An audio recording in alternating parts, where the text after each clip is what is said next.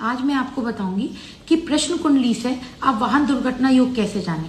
अब प्रश्न कुंडली से कैसे क्या होता है, तो देखिए, जब भी आपको कोई कहीं बाहर जाना हो, आपके मन में अचानक कहीं कोई नेगेटिविटी आ रही हो, मैं जाऊं या नहीं जाऊं, आप केवल उस समय का, जैसे मान लीजिए जो भी तारीख, जिस दिन भी आपको जाना हो, उस दिन का अगर आपके पास कोई सॉफ्टवेयर है तो उसमें या किसी एस्ट्रोलॉजर से आप उसी दिन की कुंडली बनवाएंगे तो उसे प्रश्न कुंडली कहते हैं। तो उसमें कैसे देखा जाता है कि सबसे पहले आपको क्या देखना है, जो दुर्घटना के लिए जो सबसे इंपॉर्टेंट प्लैनेट होते हैं वो कौन से होते हैं।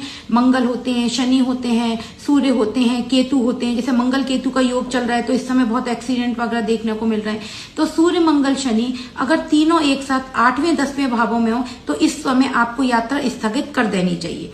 सूर्य मंगल दोनों एक साथ 8वें भाव में हो तो भी दुर्घटना योग बनता है। 8वें 10वें भाव में हो और 8वें, केवल 8वें में हो तब भी। अगर लग्नेश, जो भी लग्नेश हो, अगर लग्नेश 6ठे 8वें में मंगल केतु या राहु के साथ हो तो भी आपका दुर्घटना योग बनेगा।